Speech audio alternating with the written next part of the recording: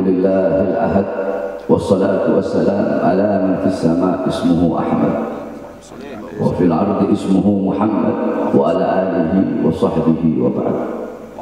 Yang saya cintai, yang saya muliakan, para alim ulama, para habaib, para kiai, para asatidz, para tokoh masyarakat, para aparat pemerintah, segenap para relawan-relawan, wabil khusus yang saya cintai, yang saya muliakan, segenap masyarakat, wabil khusus segenap korban daripada gempa bumi Cianjur beserta seluruh hadirin hadirat, bapak-bapak, ibu-ibu, para pemuda-pemudi umat baginda Nabi besar Muhammad yang selalu dimuliakan oleh Allah Subhanahu wa taala.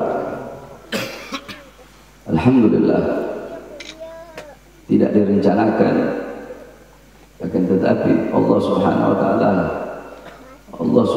taala lah yang menggerakkan hati kami, sehingga hati tersebut menggerakkan langkahan kaki kami dari pondok pesantren kami menuju ke tempat ini.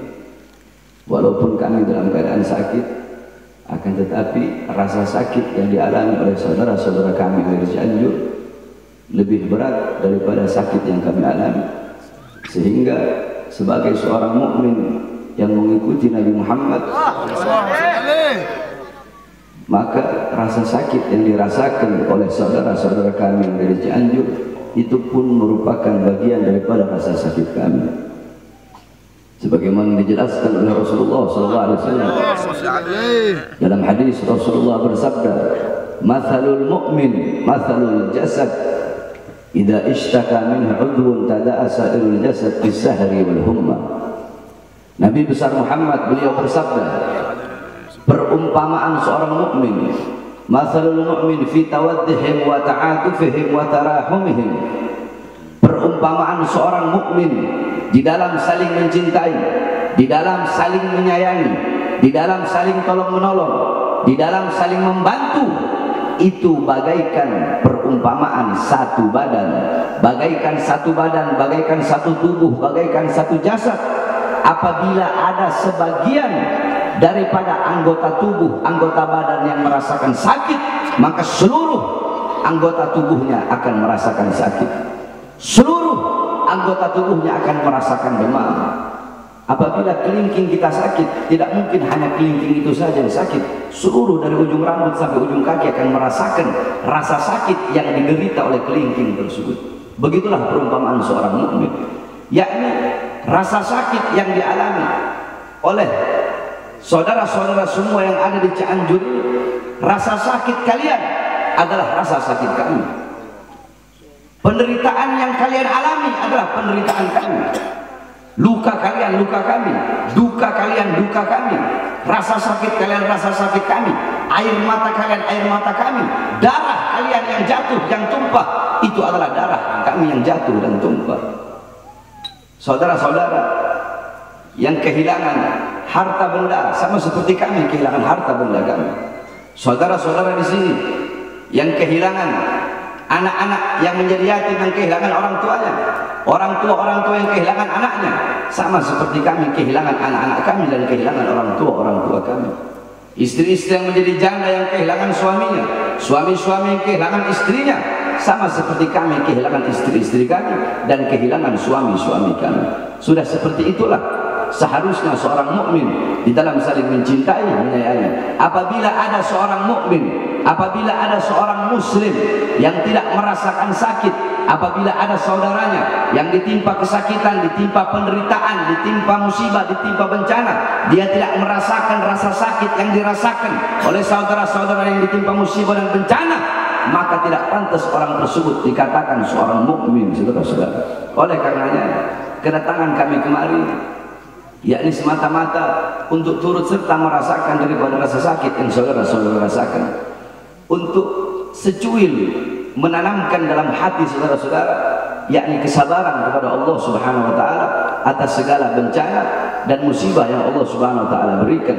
Sebagaimana dalam hadis bahwasanya Rasulullah SAW bersabda bahwasanya Allah Subhanahu wa taala yaqul, Allah Subhanahu wa taala berfirman di dalam hadis qudsi, Ibnu Adam In sabarta wahtasabta, sesungguhnya anak Adam, apabila engkau bersabar dan apabila engkau ikhlas atas musibah yang aku berikan, kata Allah dalam hadis qudsi, maka tidak ada pahala yang lebih besar yang aku ridhoi selain sorga bagi orang-orang yang sabar dan ikhlas atas musibah yang Allah subhanahu wa ta'ala berikan.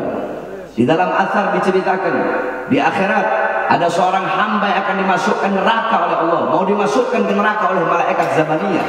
Ketika orang tersebut mau dimasukkan ke dalam neraka, tiba-tiba Allah berkata kepada malaikat Zabaniyah, wahai Zabaniyah, jangan engkau masukkan orang tersebut ke neraka, karena sudah cukup aku siksa dia, sudah cukup aku berikan dia di dunia penderitaan, aku berikan dia rasa sakit, aku berikan dia rasa kehilangan, maka di akhirat tidak akan aku beri lagi dia penderitaan, aku masukkan dia ke surga tanpa adanya hisab.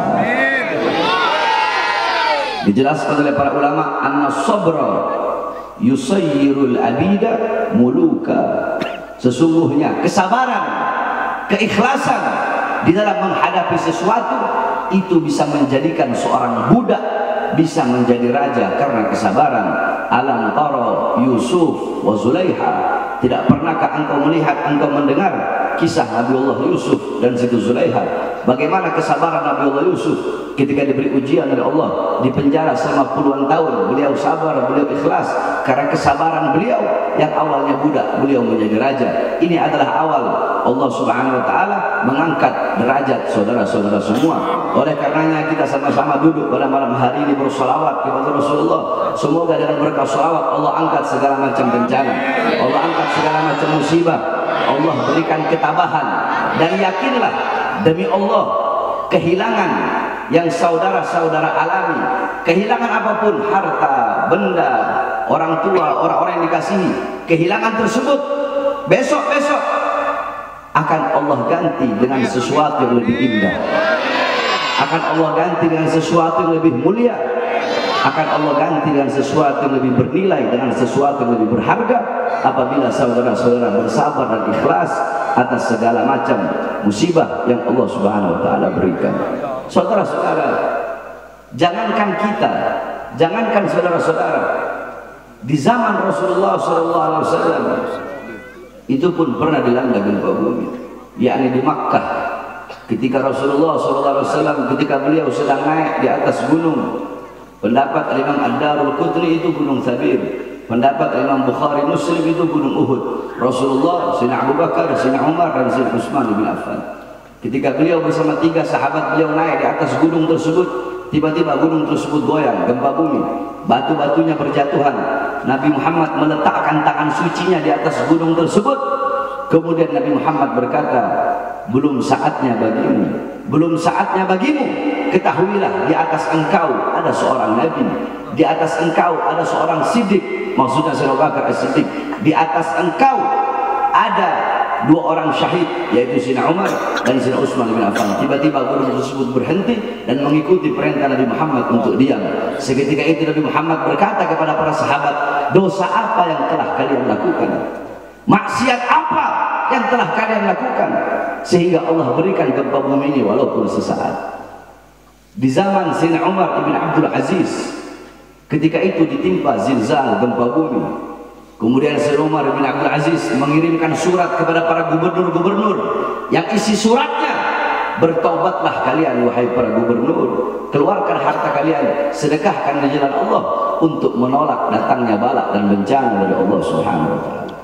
Sayyidina Ka'ab ibn Malik radhiyallahu anhu, beliau pernah ditanya pendapatnya tentang zilzal, tentang gempa bumi.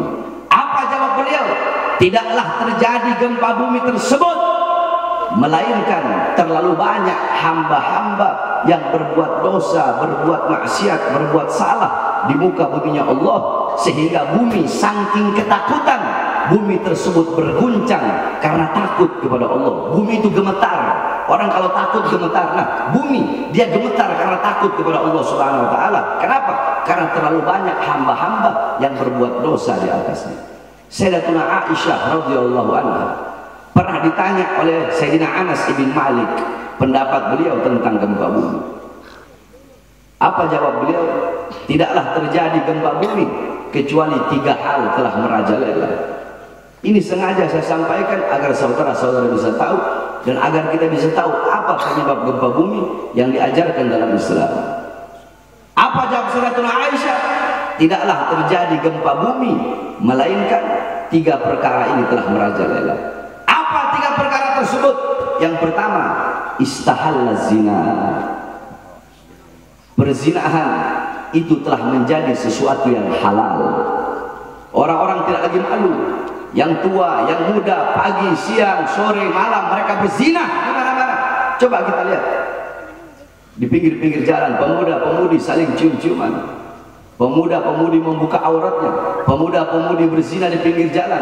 Zina sudah menjadi sesuatu yang halal. Zina itu dosa besar, saudara-saudara. Akan tetapi orang yang berzina secara sembunyi-sembunyi dengan orang yang berzina secara terang-terangan, dosanya lebih besar orang yang berzina secara terang-terangan. Coba kita lihat anak-anak muda kita yang paling banyak berzina, yang paling banyak melacur, yang paling banyak mabok-mabokan, yang paling banyak narkoba, yang paling banyak berjudi.